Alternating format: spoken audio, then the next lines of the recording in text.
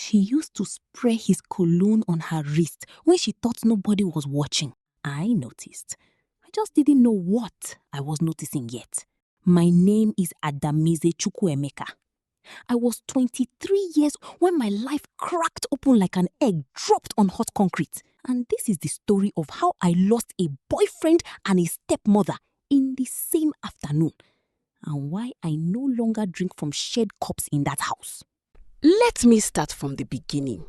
My father, Chief Emeka Chukwuemeka, is a man of comfort. Not rich in the way that makes noise. No convoys, no agbada on Instagram, but comfortable in the quiet, deliberate way of a man who had built something slowly and protected it carefully. He owned 3 filling stations across Anambra State and a frozen foods distribution business in Onitsha. He was 54 years old, a widower. My mother had passed when I was 11, and for 8 years after that, it was just the 2 of us and our housekeeper, Mama Ngozi, and the ghost of a woman who used to hum while she swept. Then came Vivian Ogweli. She arrived in my father's life like a rebranding. She was 34. He was 52 at the time. She had a beauty that was not accidental, the kind that required maintenance, routine, investment. She moisturized, she threaded, she wore Brazilian hair that she changed every 6 weeks and always smelled like something expensive and tropical. My father looked at her and saw companionship. I looked at her and saw someone I was determined to be polite to, even when everything in me wanted reasons not to be. They married in 2021. Small ceremony, family only. I was a bridesmaid because my father asked me to be, and I loved him too much to say no. I smiled in all the photos. I even gave a toast. But I kept a careful distance after that. I had just gotten admission into a private university in Ogun State. I had my own life to build. I had Damilare Adeyemi, my boyfriend of 2 years. Let me describe him to you the way I described him to my roommate when we first started dating, so you understand what I thought I had. He was 26, Yoruba, tall in that effortless way where he didn't need to try. He worked as a mid-level sales executive at a pharmaceutical company in Lagos and drove a fairly new Corolla. He was the kind of man who remembered your mother's death anniversary without being reminded and showed up to things on time. He called when he said he would call. He was, in every visible way, a good man. That is the most dangerous kind. The arrangement was simple. During school holidays, I returned to my father's house in Auka. Damilare, whose family was from Oyo but who worked in Lagos, would visit during long weekends. My father liked him, called him "that's your Lagos boy," with an affection that made me hopeful. Vivian naturally met him multiple times. She cooked for him once, I remember, because I thanked her and she said anything for my daughter's future husband and smiled with every tooth in her mouth. The first thing I felt but could not name happened during Easter 2022. I had stepped outside to take a call from a cosmate. Through the kitchen window, I saw Vivian and Damilare washing dishes together, which is not in itself a crime. But there was something in the way she leaned slightly toward him when she laughed. Something in the way he did not step back. It was 3 seconds, maybe 4. I filed it under nothing and went back inside. The second thing happened in December. I had traveled back to school for a makeup exam. 1 week I told Damilare. He said he would come visit my father anyway, to keep the relationship warm, to maintain the connection, because that's what a serious man does with his girlfriend's family. I thought it was sweet. I told him the gate code. I told Vivian he was coming. She said, "Of course, don't worry. I will take care of him." She used those exact words. I thought nothing of it. I was a fool dressed in trust. I came back from school on a Saturday morning, earlier than planned. The exam had ended Thursday and I had just wanted to be home. I didn't announce it. My father was at his filling station in Inui. The compound was quiet. His Corolla was parked outside, which meant Damilare was still here. I carried my bag inside, called out, heard nothing, walked upstairs. The guest room door was open, empty. Walked further down the corridor, and then I heard it.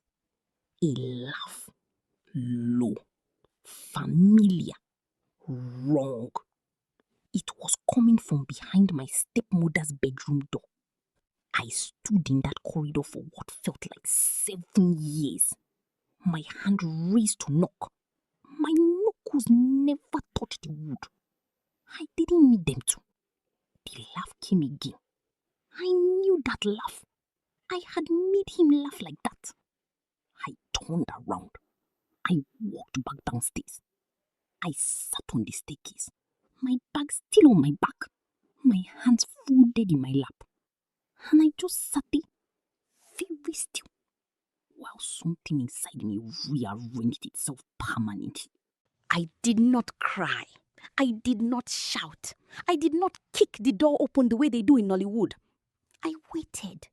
I heard the bedroom door open 20 minutes later. I heard footsteps on the stairs. Damilare appeared on the landing above me. He saw me. His face, and I will never forget this, his face did not go guilty all at once. It went through stages.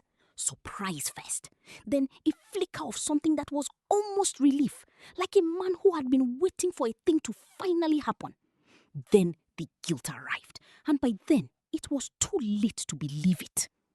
Ada, don't. He came down 2 steps.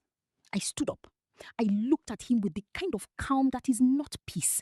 It is the eye of a storm wearing a woman's face. How long? I asked. He looked at the wall. Ada, let me explain. How long, Damilare? He exhaled. It was only a few times. Only a few times. I nodded slowly, the way you nod when you have received information you will process later in private. I picked up my bag and walked out of that house. I didn't tell my father. Not yet. I went to my aunt's house in Aoka, my mother's younger sister, Auntie Kemdirim, who took one look at my face and pulled me inside without asking a single question. She made me tea. She sat across from me, and I told her everything. She listened the whole time without interrupting, which is the greatest gift you can give a person in pieces. When I finished, she was quiet for a moment. Then she said, Adaize, your father must know. Not because of what they did, but because of what might still be happening in that house. I knew she was right, but I was afraid of what knowing would do to my father. He had loved my mother for 22 years. He had waited 8 years before letting someone else into that house. He was not the kind of man who showed pain. He turned it inward, converted it to silence. And you would only notice when the silence got heavy. I was afraid of the weight. I was afraid of the look on his face when reality broke through the version of things he had carefully assembled.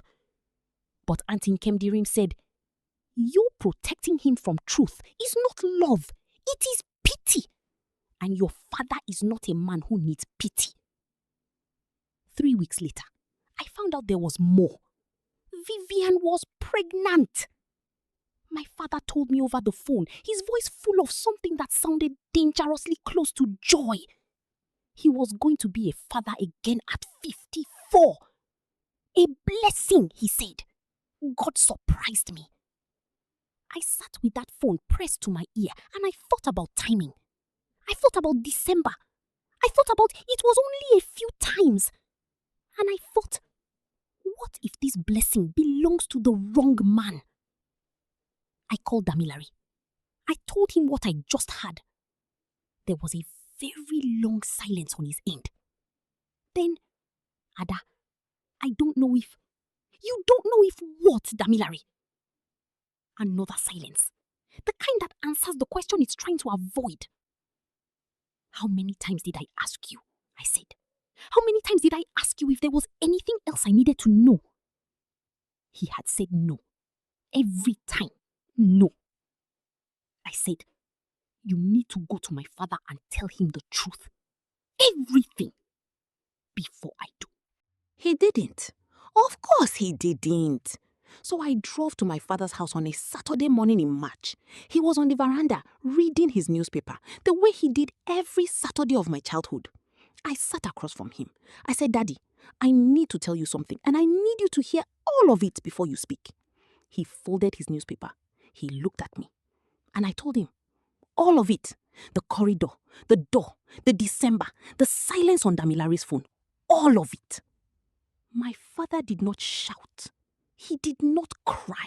He sat very still in his chair and listened until I finished. Then he was quiet for a long time.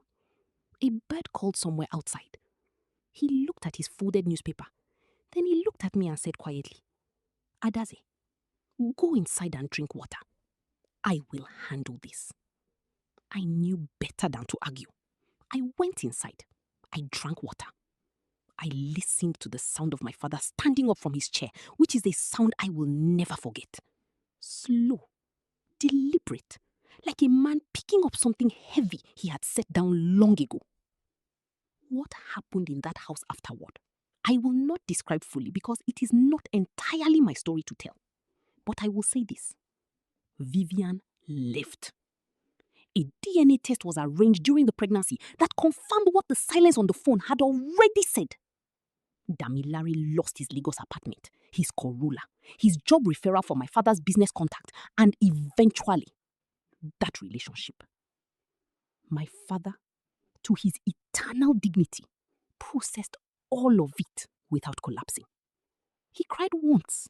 I heard him through the wall one night. And then he rebuilt. The child, a boy, was born in August. He belongs to Damilare biologically. My father signed no papers. Vivian moved back to her family in Delta State. Damilare's own family was involved. Negotiations, responsibilities, all the uncomfortable machinery that activates when a secret becomes a child. I stayed out of it. I had no more room in my chest for their drama. What I kept was my father. He called me more after that. We talked longer. He came to visit me in school once, stood in my tiny hostel room with his big shoulders and looked at my textbooks and said, "Your mother would be proud." That was the only time either of us acknowledged the full weight of what had happened. Everything else was forward. School, business, plans, the future we were still building together. And me, I took a long time to trust again. Not just men, people. I became more careful with what I let close, more deliberate with what I called love. Some people called it hardness. I called it renovation. You cannot live in a house that has been broken open and not repair the walls differently from how they were before. You repair them smarter. You repair them knowing what you now know about weather. I graduated in 2023 with a second-class upper. I currently run a small skincare brand from Abuja. I have a small but loyal following on Instagram. My father calls every Sunday. He is well. He is whole. He is slowly himself again. And sometimes on Sunday mornings, I can hear in his voice something that sounds almost like the man who used to hum while cooking. Not happy exactly, but at peace. And that, for now, is enough. Moral lesson. A house is only as safe as the honesty living inside it.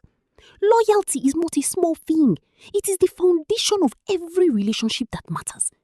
Betrayal that happens in silence still makes noise eventually. And if you are protecting someone from a truth that is already walking toward them, the kindest thing you can do is open the door before it breaks it down. Thank you for watching and listening to Tales by Blessam. If this story moved you, like, comment, share, and follow for more real Lagos and Nigerian life stories.